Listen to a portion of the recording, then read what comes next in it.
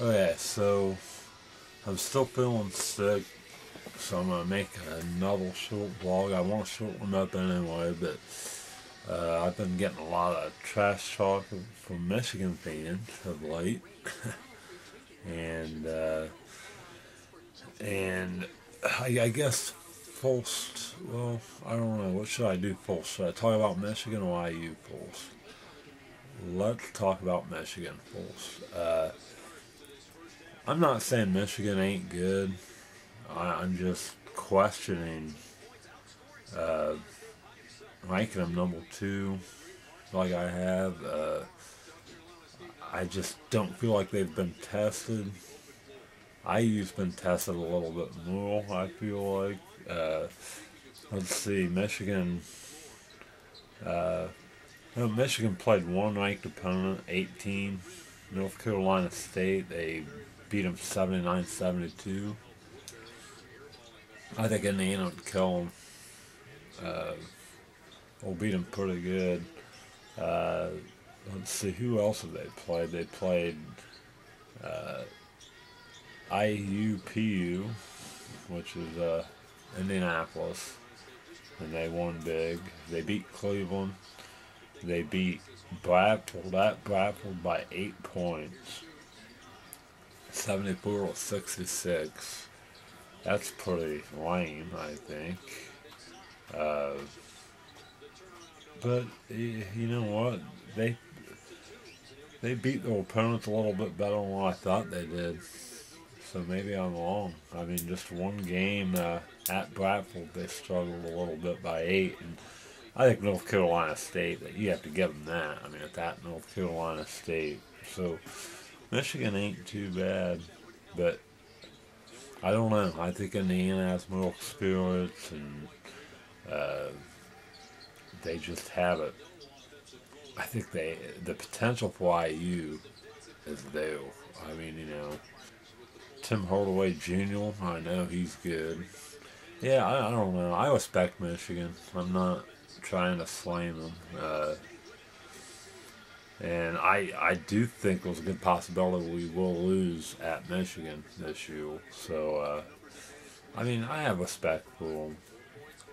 But I think when it's all said and done, Indiana should be the best team in the Big Ten. I don't think there's any excuses. I mean, we have everything in place. So, I don't know. And then, as far as Indiana, well, they did play tonight. No, one thing that's really bothering me about Indiana is the full court press. Tom Crean ain't using it like I want him to. I don't know. I don't know what the deal is. Elson was back tonight. Indiana, I mean, they definitely need to work on defense. Defense. And transition. You know, I think nobody wants to run with them in the country. Nobody beats them in the transition. And in order for them to take advantage of that, they have to be more aggressive on the defensive end of the floor. And I'm just not seeing it. I don't know why. It's got me disappointed.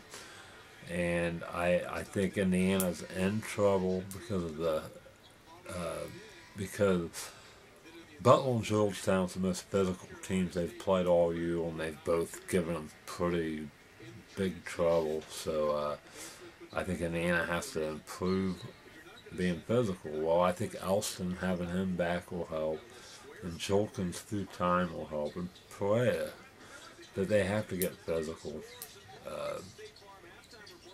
It's just, I don't know. I mean, the Big Ten's very physical.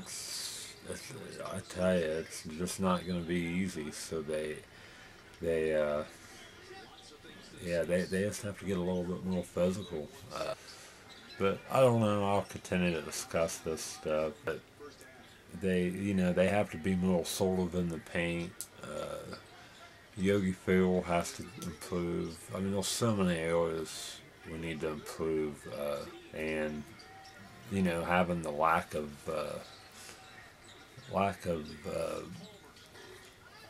the press in a transition game. It's not, that's when Cody Zell's the best in the transition, and we take on a good team that's physical and has good guards. We're in trouble.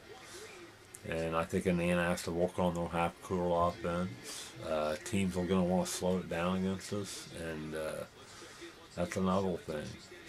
However, like I said, I'm going to keep these short, and I am not feeling well. I don't know, all you Michigan fans, tell me why I have it right, that they're number 2. How, tell me how, why I should have Michigan number 2, and they are, but because I'm kind of doubting myself. So give me feedback, Michigan fans. Okay, so until tomorrow, happy holidays, by the way. Peace.